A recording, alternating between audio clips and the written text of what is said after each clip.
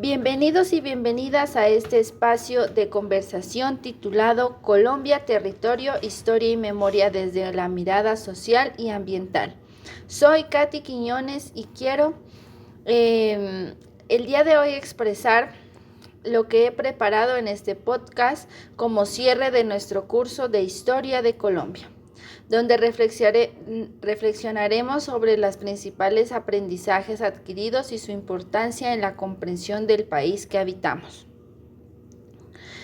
Durante este proceso académico hemos recorrido momentos claves de la historia nacional, desde el siglo XIX con los primeros proyectos de progreso de ilustración hasta desafíos contemporáneos, marcados por el conflicto armado, el desplazamiento forzado y la lucha de las comunidades indígenas, negras y campesinas por el reconocimiento de sus derechos.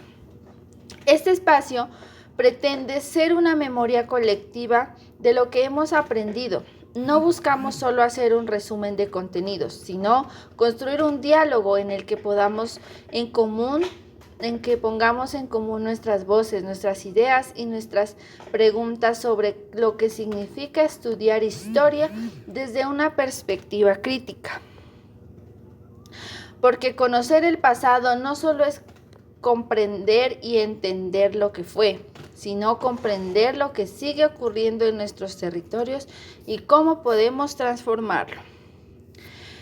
Una de las primeras ideas que discutiremos en grupo fue cómo en el discurso del progreso ha moldeado la historia del país. Según el artículo de Echeverry 2015, la noción del progreso fue impuesta en una promesa de desarrollo y modernidad, pero en realidad terminó excluyendo a muchos sectores sociales. Bajo esta idea se justificaron megaproyectos, modernización del campo, construcciones de infraestructura y formas que beneficiaron principalmente las élites urbanas, mientras marginaban las comunidades rurales, indígenas y afrodescendientes.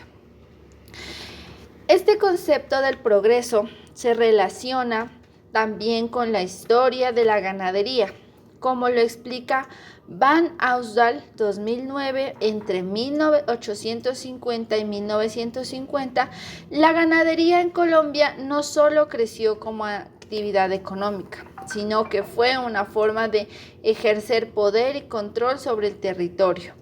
La expansión de los potreros eliminó bosques, desplazó a las comunidades indígenas y consolidó formas desiguales de tendencia de la tierra. El autor muestra cómo detrás de un modelo productivo se escondían relaciones sociales, desigualdades que marcaron la geografía de un país. Lo que más nos ha llamado la atención fue entender que la historia no se trata solo de fechas, guerras o presidentes, sino también cómo los territorios han sido habitados, defendidos y transformados por quienes lo viven. En el texto Ruiz Serna 2017 se plantea que el territorio mismo puede ser una víctima de conflicto armado. Esto ha parecido muy ponente. No solo las personas sufren, sino que la tierra, la selva, los ríos, las montañas también cargan las huellas del despojo y de la violencia. También se ha conversado sobre cómo el curso nos permitió ver la historia desde muchas voces, no solo desde sus discursos oficiales, sino también desde las experiencias de comunidades negras, indígenas, mujeres y campesinos, que han sido históricamente excluidos. Por ejemplo, al analizar el desplazamiento forzado, los recursos complementarios, vimos que no solo fue causado por la guerra, sino también por intereses económicos sobre territorio como la minería, el petróleo y las hidroeléctricas y los monocultivos. Un punto que todos coincidimos es resaltar la importancia de ver que el territorio como algo vivo, no como un simple escenario geográfico. El territorio es donde se construyen relaciones sociales, la cultura y el trabajo. La espiritualidad en Colombia y muchas luchas históricas han sido por el derecho a habitar, cuidar y decidir sobre el territorio. Por eso, entender la historia desde lo territorial nos permite conocer los procesos históricos con luchas sociales de hoy. Además, valoramos como nuestro trabajo colaborativo de todo el grupo que pertenecemos a este curso nos permitió compartir en los encuentros diferentes miradas, construir conocimientos desde lo colectivo, de escuchar formas de interpretar la historia. En este podcast es una muestra de construcción llena de ideas, una lluvia de ideas adquirida por los compañeros, donde la historia se convierte en una herramienta para comprender la realidad y también para transformarla.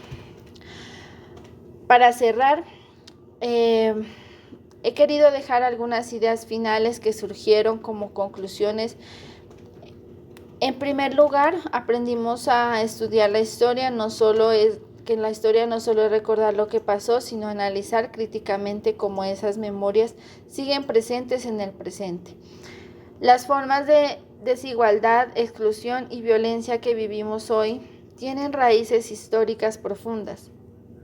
En segundo lugar, comprendí que el territorio es más que tierra, es identidad, es cultura, memoria, y que las comunidades que han sido protagonistas en su defensa, en su resistencia y en su construcción de alternativas al modelo de desarrollo dominante, reconocer esa resistencia es clave para tener una visión más justa e inclusiva de nuestra historia.